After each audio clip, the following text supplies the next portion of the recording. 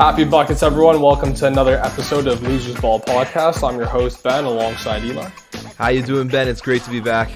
Well, we got a great episode for you today. Let's kick it off, recapping this past week in the NBA. Caris Levert gets traded back to the team that drafted him. He's back with the Indiana Pacers. However, he is out indefinitely during his physical, or was it physical or MRI? Anyways, they found a small mass on his kidney, and this trade actually might have saved his life. Richard Jefferson sent out a tweet yesterday and said, if not for the trade, there would not have been a physical for Caris until normally the start of next season. Prayers up.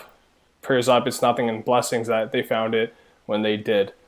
Indiana got compensated with another second-round pick, and we're hoping Caris Levert heals up very soon. We hope this is nothing too major, and we really want to see him back on a court very, very shortly. Yeah, let alone back on the court, just, being healthy. It could be really bad. Those things could be cancerous, but also it could be nothing. So hoping that it's nothing, and hopefully him and the Indiana medical team, every other medical staff that's needed there can figure this out. Hopefully he'll be back soon healthy. And this trade really might have saved his life. So as crazy as it was, and we're all confused about why would they trade Caris Levert to the Pacers. Could have been that the Pacers did save his life. Mm-hmm. They did a nice full circle, trading back for the player that they drafted. And so I'm really hoping he gets better soon. But really just thoughts and prayers out to Caris Levert. So going forward, who else caught your attention this week? What else stood out this past week in the NBA? Well, Levert went down with an injury. He's out indefinitely. But someone came back from an injury. Kristaps came back, and he's looked not necessarily fully 100%. He still got some more to improve on. He still has to get those reps in and get back in the flow. But the Mavs are 1-1 since his return. He's got 16 points in both those games, averaging around 7 rebounds a game. He's been hitting threes. He's been getting blocks. And so he's doing what the Mavericks are hoping to do. Luka's got another star alongside him to help him out, help carry the load. And hopefully the Mavs just continue to progress and get better. This can really help Luka make that MVP case that he's trying to do. He's putting up insane numbers, averaging near a triple-double. So this will definitely help the Mavericks. It'll definitely help Luka. And it's just nice to see Kristaps back from the injury. Yeah, we're happy that the Unicorn's back in action with this Dallas Mavericks team. Moving forward, we have more clarity on the Kyrie Irving situation. He got fined over $800,000. He's forfeited his salary for the missed games too, and he will be back with the Nets. Ilan, you were speculating that he might retire. At the moment, this doesn't seem like the case, but people have been throwing out that rumor that maybe this would be the best option for him. But also, if you're gonna break protocols, do not have phones. Do not have phones around when you're gonna break it. Make sure no one's taking a video. Make sure no one's posting on Instagram, Snapchat, whatever platform you want to use. And just stay very, very low key. Unlike when Harden got caught at the strip club, allegedly got caught at the strip club, and Kyrie Irving at his family's birthday party, there's both cameras around. Do not do that. If you're an NBA player listening to this, just remember that. No cameras, no issues, no problems. Yeah, how many times do players have to, learn from other people's mistakes and their own mistakes of just things getting caught and leaked on video? Last year it happened with the bubble with Lou William. He went to his famous chicken wing story. We all know he wasn't getting just chicken wings. But, how many times do people have to make the same mistake about them getting caught on video and getting leaked by some person who was just at the party, at the club, wherever they are? Just keep your phones away. Don't go to public places, especially when there's a league rule you're not allowed to go. But, thank God we have, a little bit more clarity on Kyrie. Just because he's going to come back now doesn't mean he may not retire at the end of the season, at the end of his contract. He's just a loose cannon. It's really hard to get to tell him what he's thinking. He doesn't think like the average person. This guy thinks the earth is flat. So just because he's coming back one day doesn't mean he'll, go out another hiatus for the next 2 weeks afterwards. But at least there's a little bit of clarity. At least the NBA and the Nets made a stance. They fined him a hell of a lot of money. Near $1 million for missing a week of work. That must be the most expensive vacation anyone has ever taken in life.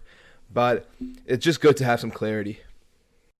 And one other news of people coming back and returns, we had Kristaps return, Kyrie's going to return soon, but news just broke that Kemba Walker's going to be making his season debut. He was out with his injury. He had a little bit of a lingering injury last season and throughout the bubble, And it's very possible people were a little nervous that he was missing so much time at the beginning of the season and thinking that the amount of time from the bubble to when they started the season, how can that injury continue going on and lingering there? It's possible, though, that a lot of the players didn't know when the season was going to start up again. It's possible he had treatments done, that he had maybe an operation done. There was not a lot of clarity information about this injury, but it's good just to have him back. The Celtics have been playing really well. Jaylen Brown and Jason Tatum have been carrying that team, and now to have another elite playmaker, an elite point guard who can also alleviate some of the scoring stress from them and not have put so much reliance on those two wing players, but some consistent scoring from the point guard position. It can definitely help them a lot. I'm excited for what the team has to offer. They're going to be exciting moving forward because they've been exciting already so far. They're one of the funnest teams to watch in basketball, and Kemba's only going to make them more of a delight to watch.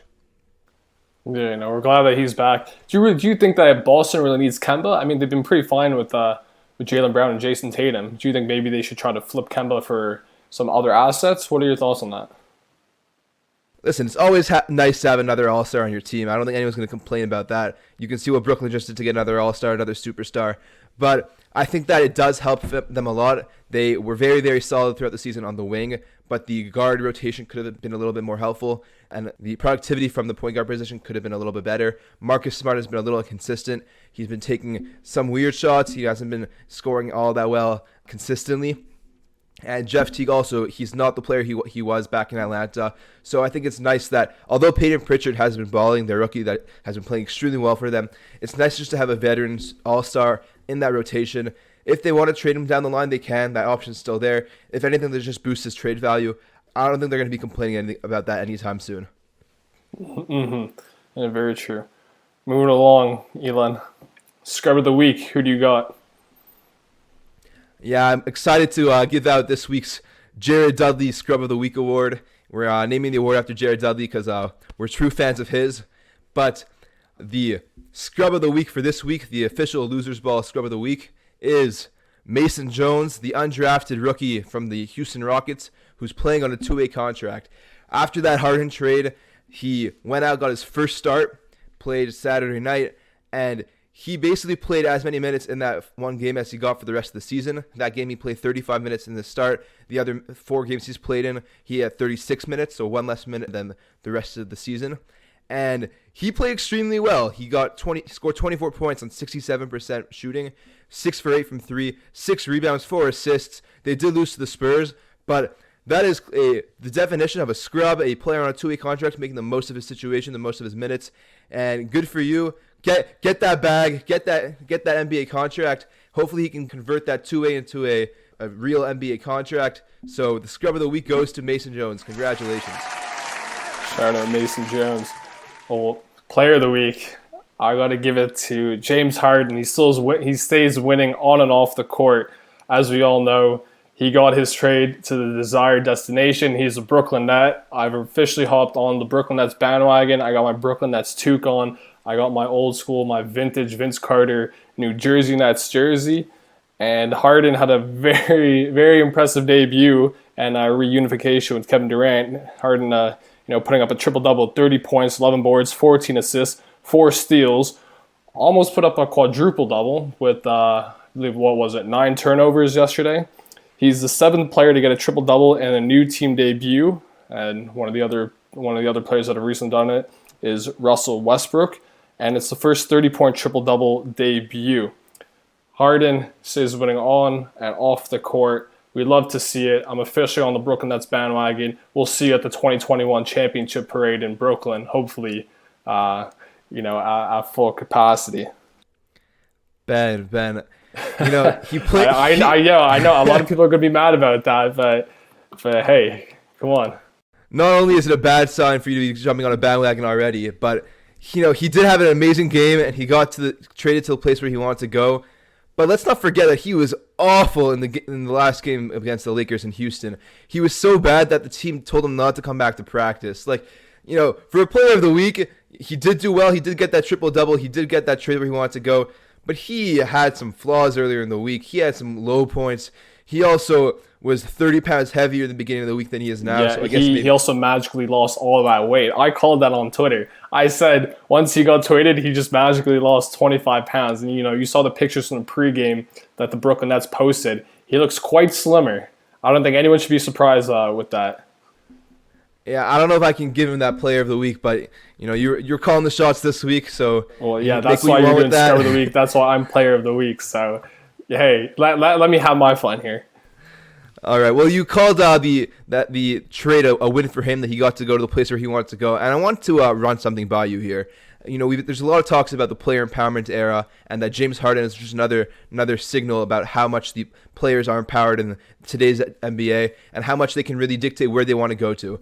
And I was thinking that I think that might be a little bit of a misleading title, misleading label. That we often think that NBA players can just decide that before my contract expires, they can just get traded wherever they want to go to. Adam Silver has started to say that it's not a good thing that they want to, that players shouldn't start demanding trades before the contract expires. And we're seeing that there's a higher and higher trend of players just demanding trades and hoping they can get traded to wherever they want to go. AD got traded to the Lakers after he requested and demanded he goes there with over a year left on his contract. And so, despite this notion and this phase and the hype around the player empowerment era, I want to debunk this whole theory that the players are really this empowered. First off, I think it's a superstar empowered era, not a player empowerment era. That the scrubs and the random role players, they can't really dictate where they want to go once they sign a contract. They can get traded. But even the superstars, it's a very, very limited amount of players who can actually dictate the exact place where they want to go to. And I've gone through basically up until back to 2011, when after the LeBron James Miami Heat's Big Three started, once that Big Three player empowerment, player movement era really started, I looked back at all the different trade requests amongst the superstars and the all-stars to see which of them were actually successful, which of them got to go to the trade destinations that they requested, and which of them were failures, and they requested a certain city, maybe a few cities, and they didn't get those trade requests, those trade demands fulfilled. So here are the successes that I found. It's 4. It started back with Carmelo Anthony. He demanded a trade to New York. He got that trade request fulfilled. He was a New York Knick. Knicks gave up basically their whole future, and they didn't really make the most of that since then. Paul George demanded a trade from OKC to the Clippers, and he got that 2 off seasons ago to team up with Kawhi Leonard. Anthony Davis demanded a trade to the Lakers. We all know how that went. The Lakers, gave up their entire future, and they're not looking back. They just got that championship. And James Harden, the most recent one, demanded a trade to Brooklyn, and he's now playing alongside KD and Kyrie in Brooklyn. And, then I went into the failures, and there's a lot more failures. So I'm just going to list this off to you, and, I want to see what you think about this. Okay, let's hear it. Kawhi wanted to go to the LA, wanted to go play back home. He got traded to the Raptors. Victor Oladipo wanted to go play in Miami. He's now a Houston Rocket. Jimmy Butler wanted to go leave Minnesota. He wanted to be a Brooklyn Net, Los Angeles Clipper, or New York Knick. He got traded to Philly. Kyrie Irving demanded a trade to the Spurs, the Timberwolves, the Knicks, or the Heat. He was traded to the Celtics. Paul George, the first time he was traded, out of Indiana, he wanted to go to the Spurs or the Lakers, and he ended up getting traded to the Thunder. Dwight Howard, the infamous Dwight Mayer, it was a horrendous look for his career. We all remember that awkward Stan Van Gundy interview. He comes right in the middle.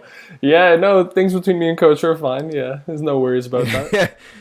Yeah, then Stan Van got fired later on. But he wanted to go to Brooklyn. Brooklyn was a newer team back then. He wanted to, they just relocated from New Jersey. He wanted to play in the Barclays. He ended up getting traded to the Lakers to play alongside Kobe. Chris Paul wanted to get traded to the Knicks so he can play with Melo. He ended up getting traded to the Clippers. And then there are also, 3 players who re-signed with their teams, or they were playing with their teams. They loved their city. They were very vocal how much they loved playing for their city. And then their city ended up trading them. Blake Griffin wanted to stay in the Clippers, wanted to be a Clipper for life. He ended up getting traded to the Pistons. Isaiah Thomas, the very famous Kyrie Irving trade, loved Boston, felt betrayed when Danny Ainge traded him to Cleveland. And DeMar DeRozan signed a big contract, one of the biggest all-stars to ever re-sign with the Raptors, and then wanted to stay with the Raptors for life. He ended up getting traded to San Antonio. So, based off what I found, there's a lot more failures than successes when it comes to this whole player empowerment era, this trade request era. And I just think that as much as people actually think you can demand a trade and you can get traded exactly where you want to go and control your narrative, control your career, it's actually a lot rarer than people end up making it out to seem. And that it might be that afterwards they'll sign a contract and they'll go to end up where they wanted to play. Like Kawhi, he got traded to the Raptors, ended up signing with the Clippers, going back home where he wanted to go, but he didn't actually have the kind of control of it. He really declared and dictated where he went. So with that being said, I went throughout all the NBA players, and I want to see who actually right now could do what James Harden just pulled off? Who could demand a trade, say where he wants to go, and actually get traded to that city? And Yeah, and as shocking basically, as and like essentially hold their team hostage if they don't send yeah, him. Yeah, and I okay. think that this is going to basically show, are the players really empowered? Are there actually that many players who could empower themselves to take control of their career when they're under contract, when they're playing for another team that they don't want to be playing for? And as much as we talk about the player empowerment era, the player movement era, I was only able to think of 3 guys currently under contract who can do that. And I'll list them off. You can, debate them if you want. You can throw in some other guys, make what you want of this list. But there's 3. Kyrie Irving, because I think we all know at this point that he's just a loose cannon. No one knows what's happening with him. He might say he's going to retire if he doesn't get traded to the team he wants to go to. His erratic behavior is just it's made him too unpredictable, and there might be a legitimate fear of him not showing up to the other team that he gets traded to. So that's the first one.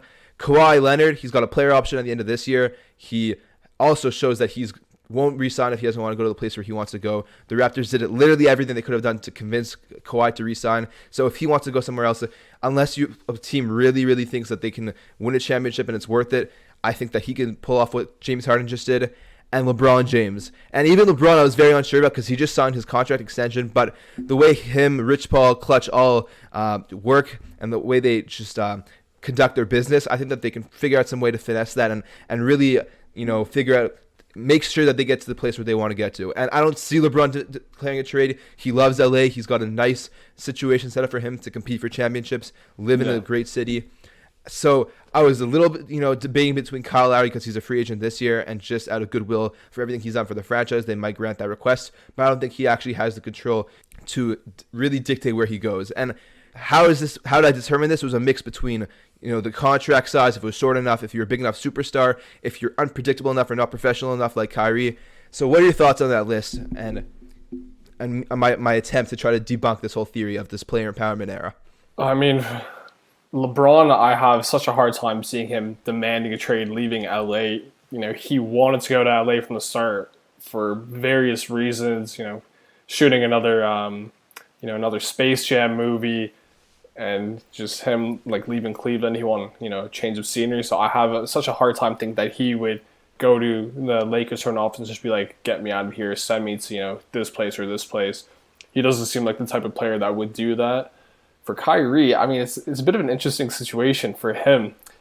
Like, is he the type of guy that will hold like your front office hostage? And like, does he have that much, influence in where a player wants to sign, or if like someone wants to team up with him? I don't know. Maybe if you said that a couple of years ago, I'd say maybe. But nowadays, especially after what he just did like this past week, I think maybe his influence he is much less influence than he had a couple of years ago. So I can't imagine him being able to hold the Brooklyn Nets like that, like as hostage. I even still, if he did demand a trade request, I don't think that he would initially get his way. I think he would get whoever has the best offer. That's who's going to get Kyrie. And even if he sits out, I still think Brooklyn's laughing because they just got James Harden teaming up with Kevin Durant.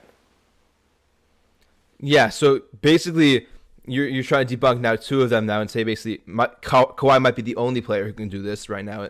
And I agree that LeBron won't do this. I think that he'd be crazy to demand a trade. And I just think that there's all this talk about how much the players are empowered, and they might be empowered in other ways. We saw that James Harden was literally controlling every move that the Houston Rockets made for so long. DeAndre Jordan got an insane contract from the Brooklyn Nets just because he's friends with Kyrie and KD. So I think that they do have more power and more say in what they can do within their team, but they're actually to dictate where they want to go. I think that it's not actually as strong as people make it out to seem. I think that a more appropriate term and title for this era would be the player movement era, and I think that's because of since there's no longer these 7-8 year contracts that we used to see back in the 90s or whatever. Since the CBA changed it, and the owners felt that they were getting a little too capped and too restricted when they're giving out these long-term contracts, and that players might go down and get injured, and that might screw them over. They have to shell out all this money for this injured player or a player who's way past his prime. And so the owners did it to themselves. They capped it. The max you can get in the contract is 5 years if you've been on that team before. Otherwise, 4 years. and they really only have themselves to blame. And it's subjective whether you think that's good or bad. I like to think, what are your thoughts? Do you think that it's good that the players can move around? And a lot of players do move around in free agency. I just think that, and a lot of players also will demand trades. I just don't know that they're so empowered to a point where they can really dictate where they go. So do you think that the player movement era and that the players are constantly switching teams, forming these super teams, forming big twos, big threes? Do you like that as a fan of the league? Do you like that as a fan of a specific team? What are your thoughts? I mean, in my opinion, I think the only people or the only teams that lose in this situation are the small market teams. Like, no one's going to Memphis and just being like, hey, meet me in Memphis. We're going to make a super team here. No one's going to Minnesota and, voluntarily signing with the Timberwolves saying, yeah, let's team up in Minnesota and make a super team there. I think those are the real losers in this situation. Like you were mentioning all these trades and all these teams. There's a bit of a pattern. You only see maybe 10 teams mentioning, all these trade situations. Send me to Miami, send me to New York, send me to Brooklyn, send me to LA, send me to, San Antonio. This era has, screwed over the small market, in my opinion. Those are the real losers there, because it's hard for them to compete in these situations when, for those small market teams, they have to draft, they have to, get lucky with like free agent signings and really hope that, their players can develop. But even, for example, like the Raptors before, when we saw them in like 2016, when they were kind of like developing their young core with like Norman Powell and they had DeRozan, they have Lowry, they were still screwed because they had to go up against a very strong Cavaliers team that was able to lure back, LeBron James. So the small market teams, those are the ones that get left in the dust in this whole situation. Yeah, but I think that even that's a little blown out of proportion. Minnesota Timberwolves, Kyrie actually requested a trade to play for Minnesota. And it might seem a little crazy, but that's where he wanted to go when he was leaving Cleveland. D'Angelo Russell was heavily considering Minnesota to teaming up with Karl Anthony Towns. Cleveland Cavaliers built a super team, and they went to the finals 4 straight years with LeBron, Kevin Love, and Kyrie. They did draft Kyrie, and that did happen to be LeBron's hometown, but they can still build super teams, and Kevin Love ended up re-signing there and staying there. I think that we just saw that Giannis Antetokounmpo re-signed in Milwaukee, and I think that more and more as players are friends with other players, they're going to end up going and forming a team where it's most convenient for them to build that trio, build that dynamic duo between the two of them. Oftentimes, it happens to be in a big market. It happens to be in those major markets. But I think that now it's more so, can you show yourself to be a professional franchise and appeal enough to certain players so you can draft well, and then other players realize that they want to play for you because you drafted a certain superstar that they were friends with, and that superstar really enjoys playing in that city, and we can see that with Giannis in Milwaukee. San Antonio isn't necessarily the biggest market, but we've seen a few players on this list that I just mentioned to you, Paul George, Kyrie Irving, request to be traded to San Antonio. And they happen to be in Texas, which is a big state, but San Antonio is not the big, it's probably the third biggest market out of the 3 Texas teams between Dallas, Houston, and San Antonio. So I think that if you show yourself to be a professional franchise and you have enough to offer other than just, we have nice weather, we have no state taxes, I think that even if you're a small market team, you can still make the most with what you have. No, it's actually interesting that you mentioned Giannis because, he signed in Milwaukee, but I just feel like overall European players are more loyal to the teams, that draft them or that sign them coming out of Europe. It looks like Giannis is going to be a Buck for life. We see Dirk Nowitzki, a Mav for life. And I think, we're probably going to see Luka Doncic also be a Mav for life. So, when you're coming from Europe, I feel like going to like a bigger market team isn't such a top priority for those types of players. What are your thoughts on that? I hear that, and I think that the Raptors really, being the Canadian team, and not many players wanted to sign in Canada and get that passport and move over the border with all that the stigmas about Canada. The Raptors really did try to drafting European players for a while because they thought that same mentality, that European players would want to stay in Toronto. It's not such a big idea for them to move to Canada instead of America. But we've seen players like Damian Lillard, who's been playing in Portland his whole career and has made statements very vocal about how much he loves Portland, doesn't want to leave it ever. He wants to be a trailblazer for life, help that team win a title. Bradley Beal, throughout his career, I've been saying that the Wizards should trade him, but he hasn't said anything yet that he wants to be traded. He's made statements that he wants to stay in Washington for his career, made statements that he loves Washington, that he re-signed to a major contract extension a few years ago. So he's clearly wanted to be there. DeMar DeRozan got drafted. He was an American player, got drafted to the Raptors, the Canadian team, and he made statements that he wanted to be a Raptor for life, and the team ended up trading him. But I think that it really depends on the player, and that you can find players throughout America, throughout Europe, that want to stay in their city, that want to stay loyal. It depends. It's very hard for certain players. You have to be a certain elite level of player, and the team has to show you that they're willing to compete and put pieces around you to not be at the bottom of the roster, at the bottom of the league every year. But I think that although a lot of major markets do end up winning, and we've seen LeBron go to Miami, LeBron went to LA, AD demanded a trade out of New Orleans to go to LA, and that we often do see players demanding trades or leaving in free agency to go to major markets. It's not necessarily about the major markets, it's just about what situation is best for those players. I mean, you mentioned, Dame, you mentioned DeMar, and you mentioned Beal, but all those players are in the minority, and we already know if, for example, if DeMar stay with the Raptors, chances are they probably don't beat the Warriors in the 2019 finals. And, we've seen Dame play with Portland. They're nowhere near winning a championship. They came close to Golden State in 2019. They got swept by them. So that is, what it is. But even still, if you want to win a championship in these days, like in this day and age, in the NBA, you have to go to, you have to form a super team. And the franchises that are able to do that are those big market teams. I think San Antonio is the anomaly in this situation because they formed a dynasty and they just had insane loyalty. People want to go there to buy into that system. But aside from San Antonio, it's still difficult to do. And I think Beal might say he loves playing at Washington and he wants to make them into a championship team. But they're nowhere near doing that. No one wants to play in Washington, or at least in this day and age, no one really wants to play in Washington. So let me ask you, what's more impressive for a player to do? To go out, win a title, get that championship ring, or to play his entire career on a one team and be a certain team for life? Whether it's you're a Trailblazer for life, whether you're a Wizard for life, and maybe you're making playoff appearances, maybe you're making it to the second, third round, and falling short of that title. Is it better for your legacy to be in one city for your whole career or to win that title? Because we often hear the narrative about how important titles are. And ever since MJ got 6 rings, we always talk about 6 rings is the best. We have to reach that 6 rings. Kobe got 5. LeBron only has 4. So what's the best for each player? How are you going to win as many rings as possible? And we talk about all these players who fell short, whether it's Steve Nash, Charles Barkley, Karl Malone, and how important rings are. But there's also other stuff to a legacy. There is something to be said about one player sticking out with one team for his whole career. Dirk Nowitzki was on that path to be a Mav for life without winning a ring, and then in 2011 he got that unpredictable, improbable win against the Miami Heat. So is it better for a player to stay in one city and have a legacy with one city for life?